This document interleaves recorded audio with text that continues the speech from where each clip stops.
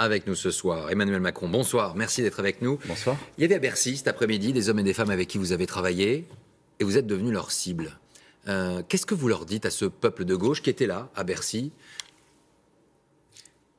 Je regrette d'abord que je sois devenu la cible principale et je pense que c'est une erreur de combat. Quand je regarde la situation dans laquelle est le pays aujourd'hui et quels sont les véritables défis politiques, je pense que c'est une erreur. Combat, ce sont les extrêmes, c'est l'extrême droite aujourd'hui. Et donc, vous savez, Mendès France avait une belle formule. La démocratie, c'est un état d'esprit. Alors, une phrase a marqué les esprits cet après-midi. Le parti de l'argent a trop de candidats. Nul ne peut servir de maître la France et l'argent. Pour Benoît Hamon, finalement, la finance, à l'inverse de François Hollande, elle a désormais un visage. Celui de François Fillon et vous. Qu'est-ce que vous lui répondez? Il faut préciser les choses. Le soupçon généralisé... Seriez-vous sous l'influence du pouvoir de l'argent, de la finance, des grandes entreprises? C'est un peu ça qui est sous-entendu. Oui, mais les sous-entendus, c'est toujours très mauvais. Et on sert à ce moment-là les intérêts des plus sournois ou des extrêmes. Il faut être très clair. D'abord, ça fait un peu Bourget réchauffé. Je vous le dis franchement. Quand on a quelque chose à dire aux Français, quand on a un projet, on le dit et on est positif. Moi, je ne perds pas la moitié ou le tiers de mon temps dans mes rassemblements à invectiver les autres candidats. Quand on a un projet pour le pays, on le porte, on l'exprime, on l'explique. Et c'est ça qui va construire les 5 prochaines années. Ce ne sont pas les invectives ou le soupçon. Ensuite, quand on parle d'argent, vous savez, Marx, qui est un auteur souvent cité, en particulier à gauche, disait très justement que l'argent devient dangereux quand c'est un fétiche. Donc il vous reproche quoi? D'avoir gagné de l'argent? Mais un fétiche, il ne faut ni le chérir, ni le détester. Moi, j'ai gagné de l'argent dans ma vie, parce que j'ai eu un travail, et c'est très utile d'avoir eu un travail. J'invite d'ailleurs tous ceux qui donnent des leçons peut-être à s'interroger sur leur propre trajectoire. Ça veut dire qu'ils n'ont pas travaillé dans une entreprise, qu'ils n'ont pas eu d'activité privée, Ils font ce qu'ils veulent, mais en tout cas qu'ils ne reprochent pas à certains d'avoir en effet eu ce parcours. Moi j'ai choisi, j'ai connu ce monde-là, je l'ai quitté pour servir mon pays. Et je n'ai pas de leçons à recevoir. Ensuite, l'argent, je vous le dis, il ne faut ni le chérir, ni le détester.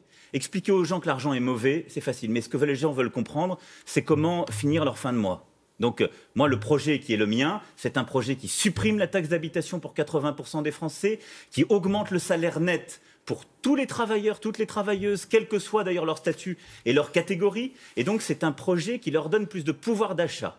Ça, c'est concret, vous voyez. Et de l'autre côté, il ne faut pas non plus être fasciné par l'argent. J'ai connu des gens fascinés par l'argent, ça n'est jamais bon.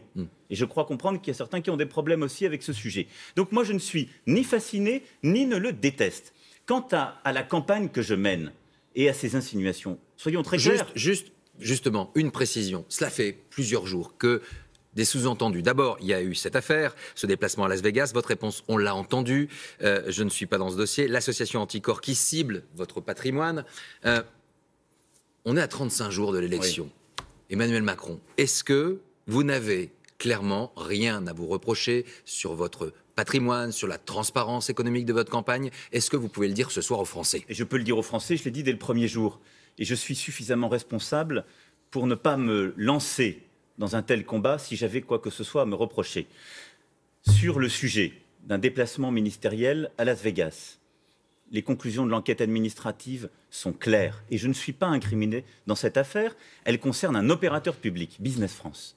Michel Sapin lui-même, d'ailleurs, l'a dit il y a quelques jours. Donc pas de légèreté de votre côté, pas de légèreté dans votre entourage? Aucune là-dessus. La deuxième chose, sur mon patrimoine, il y a une campagne, parce que maintenant c'est ainsi, qui est menée sur Internet, par des mails, par des messages successifs, qui ont pu en effet m'accuser de beaucoup de choses. Ce matin, d'ailleurs, vos confrères dans le journal du dimanche ont, avec beaucoup de rigueur, démonté cette affaire, en expliquant de quoi il en retournait. Et donc j'invite quiconque s'y intéresse à aller voir cet article très bien fait du journal du dimanche. Troisième chose, Anticorps, vous l'avez dit, a demandé à la haute autorité pour ce qui est de mon patrimoine. La haute autorité répondra. Vous savez, j'ai fait l'objet de vérifications de la part de l'administration fiscale et de la haute autorité à plusieurs reprises. Lorsqu'il y a un problème, d'autres candidats l'ont eu, la haute autorité saisit la justice et le rend public. Cela n'a jamais été le cas pour moi. Bon. Donc, il y a beaucoup d'attaques, il y a beaucoup d'insinuations, et là-dessus, je veux être très clair vis-à-vis de vos téléspectateurs, de nos téléspectateurs. Je n'ai rien à me reprocher. Vous restez avec nous, Emmanuel Macron. Un homme a été abattu hier à l'aéroport d'Orly. Si vous étiez président de la République, est-ce que vous maintiendrez l'état d'urgence Il y a du flou autour de votre réponse. Est-ce que cet état d'urgence serait maintenu? Pardonnez-moi, où est le flou? Parfois, on entendait effectivement... Non, mais attendez, parfois, il y a pas... où est le flou? À quel moment ai-je été flou? Alors dites-nous ce Non, mais soir... j'ai toujours été parfaitement clair sur ce sujet, qui ne justifie aucun flou, aucune approximation, et surtout de ne pas faire parler les uns ou les autres. Donc réponse. L'état d'urgence, il doit être maintenu aujourd'hui, et je l'ai dit, il ne peut être levé qu'à la lumière d'informations dont ni vous ni moi ne disposons. C'est très simple. L'état d'urgence, c'est quoi? C'est dans l'état de droit. Dans l'état de droit.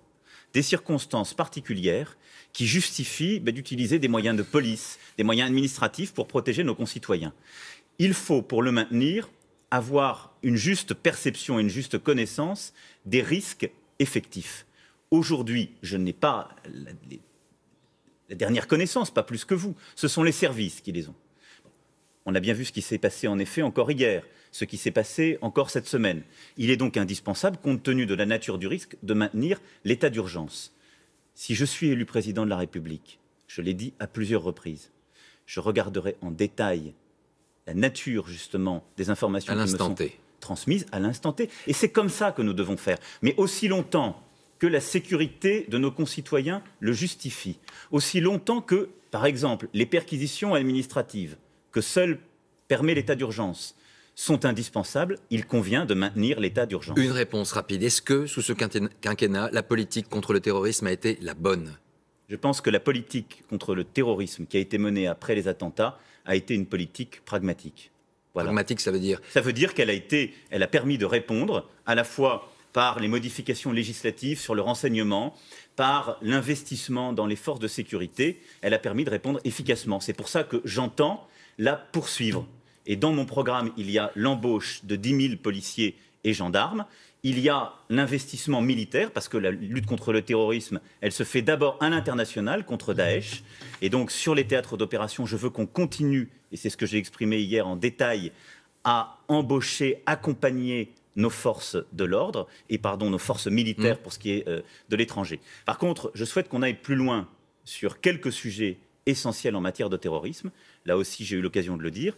Je pense qu'on doit améliorer notre coordination en matière de renseignement. Et donc, je propose pour ma part de créer une task force de suivi de Daesh avec, de manière permanente, 24 heures sur 24, des fonctionnaires auprès du président de la République qui consolident le renseignement en la matière et un centre opérationnel, justement, coordonnant mieux nos forces de renseignement à l'intérieur. Ce qu'on a pu voir à quelques reprises, le rapport parlementaire, d'ailleurs, de l'année dernière l'avait bien montré, c'est des petites défaillances en matière d'échange de renseignements entre les services. Et donc là, il faut aller au bout d'une meilleure coordination. Est-ce que de toutes ces questions, vous parlez avec Jean-Yves Le Drian actuellement?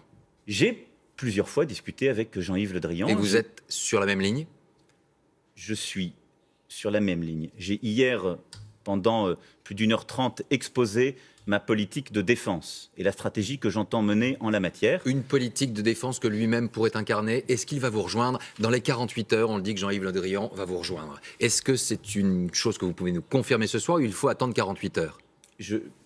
Il appartient à Jean-Yves Le Drian de dire lui-même ce qu'il fera. Pour ma part, je peux vous dire deux choses. La politique en matière de sécurité et de défense doit être consolidée, mais les orientations sont les bonnes. J'ai expliqué d'ailleurs quelles seraient mes orientations et ce que je compte ajouter et apporter.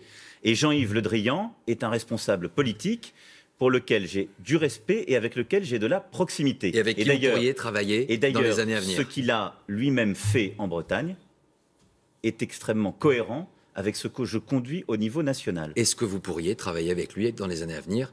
Je pourrais tout à fait travailler avec Jean-Yves Le Drian, essentiellement compte tenu, je vous le dis, des orientations qu'il a prises pour la région Bretagne. Ça pourrait alimenter, une fois de plus, finalement, que vous ne seriez, ce que vous reproche un certain nombre de candidats, l'héritier de François Hollande. Est-ce que vous réfutez totalement cette idée? Est-ce que votre recomposition politique ne se résume finalement qu'à un prolongement, une recomposition du hollandisme? Vous êtes quand même amusants, tous et toutes. On m'a d'abord dit que j'étais un félon. On m'a ensuite dit que j'étais un fou dangereux. Et maintenant, je redeviendrai un héritier. Bon. Écoutez, moi, contrairement à toutes celles et ceux qui donnent des leçons, d'abord, je ne dis pas de mal. Vous savez, François Hollande... Pas de droit d'inventaire, pas de rupture avec François Hollande. Il y a les hommes, il y a les idées. François Hollande, c'est le président de la République aujourd'hui.